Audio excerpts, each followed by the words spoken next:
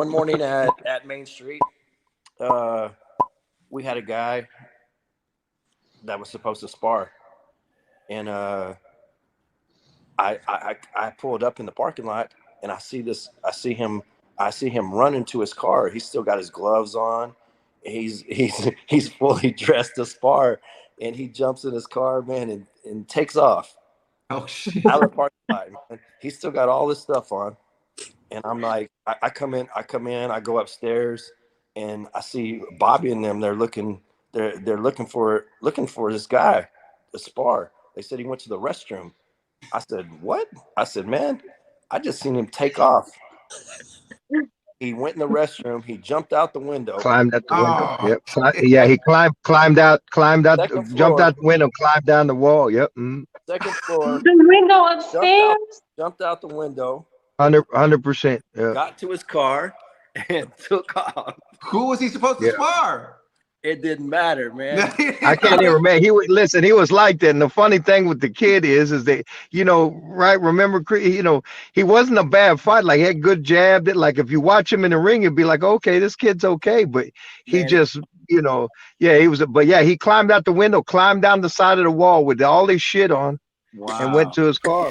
And I've seen another guy. Do something similar, and I won't mention him by name on here, but I pulled into when Savannah Jim was over on Ashcroft, and I was pulling him one afternoon to go, because we had some couple of guys that I was going to watch sparring over there, and I seen a kid pull out in his car driving down the street, and I kind of waved there, and he had his headgear on. But I saw him and I said, hey, these fucking kids are crazy anyway. So it's not the weirdest thing we ever saw in boxing. So when I got in the gym, at some point I was talking to people, and then they said, hey man, have you seen so-and-so? And I said, well, shit, I just seen him driving off. He had his headgear on. They said, man, he was supposed to spar with Chocolate. And if you've been around this game a long time, there was a guy, his real name's Greg Pickram.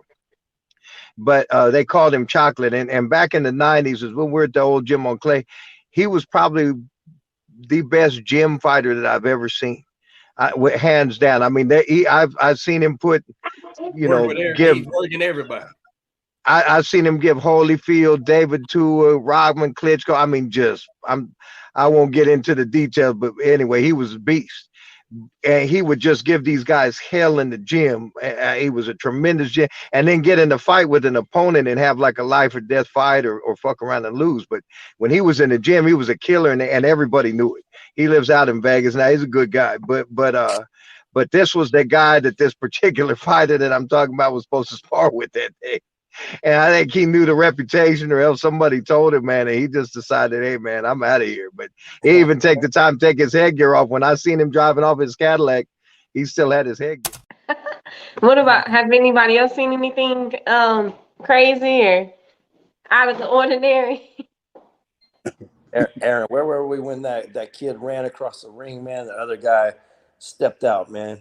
It was a fight. It was a fight night. Yeah, that's right. That's right. And he actually climbed out at it when he and he even proved me wrong, because normally when our guys will tell us, hey coach, when I'm fighting, and I always say, son, you're fighting when you're in the ring with your gloves on. And normally by the time you get in the ring with your gloves on, that's the case. Because we all know here that a fight can fall out up into the closest moment. But normally if you're in the ring with your gloves on, it's happening, but not in this case that Chris is talking about. Yeah. He climbed out. Yeah, the closest one that I've had that happened to that is that, this was many years ago, and Miguel's brother, Benjamin, Walt and I took him up to New Haven, Connecticut. We're fighting on Showbox with a co-main event. And at that time, Benjamin was 14-0, and we were fighting this guy. They called Azuquita. He's a 14-0 kid from Puerto Rico. And they were the co-main event on Showbox. We flew up to New Haven, Connecticut, like on a Monday or Tuesday, because, Showbox on Friday. We did the whole week, media, press conference, workouts, weigh-ins went good, everything. So that Friday night, we're in the arena. Fights start, everything else. We're in the dressing rooms. I got Benji's right hand wrapped up, and I'm starting on his left hand, and the commission comes in. They said, hey, Flores, I said, we're over here.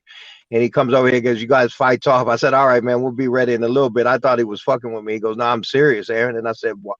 I said, "What do you mean?" I said, "Man, we're supposed to fight in like an hour." He goes, "The doctor saw something in the other kid's MRI that he didn't like right now, and he pulled the plug on the fight." And that we were literally an hour away from, 2 months of camp, up there for a week, about an hour away from, being the co-main event on Showbox. Yeah, it can happen.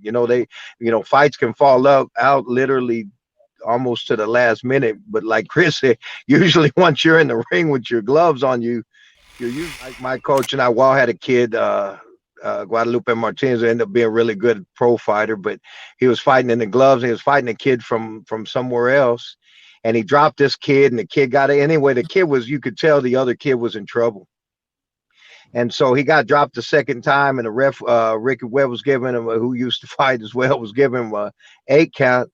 And when he went to go back, I guess the kid knew he was about to get knocked out, so he did like a flying karate kick in the ring at our kid, and our kid kind of rolled the shot. And then when Ricky Webb went to grab him, this kid swung at Ricky. Well, Ricky used to fight, so he made him miss. Then he pieced the kid up. So then all that kid's corner ran into the ring. So we ran into the ring. It was a bunch of crazy, 2002, 2003. My cousin, who was on the De La Hoya show, the one I didn't make it to. The contender, great next champ or something. Great champ or something. Well, I got in a little bit of trouble, so he had to take his uncle on the other side. But when the thing was over and we was doing his first fight in the city at Municipal Auditorium, bringing that heat over there to that. So we packed the house. It wasn't on the tube or nothing, but I didn't work it because I was still in my situation. But Percy Pugh and my uncle was in this corner, right? And they brought in a 500 kid from Alabama or something, Arkansas, whatever. Just a showcase. He main evented the thing, but first round, ding, he ran over there. He hit the kid in the stomach, man, and the kid backed up, spit his mouthpiece out, and it looked like fucking it looked like Exorcist, bro. Like throw up the whole fucking ring, bro. Like it looked like a fire extinguisher, bro. And Jimmy just backed up like, what the fuck?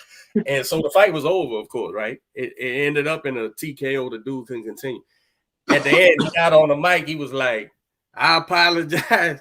I was down on Canal Street eating, etouffee or whatever." And the shit didn't eat. Yeah. And he threw up in front of everybody and ended the fight like that with a stoppage. That was the only time I experienced that ever. We were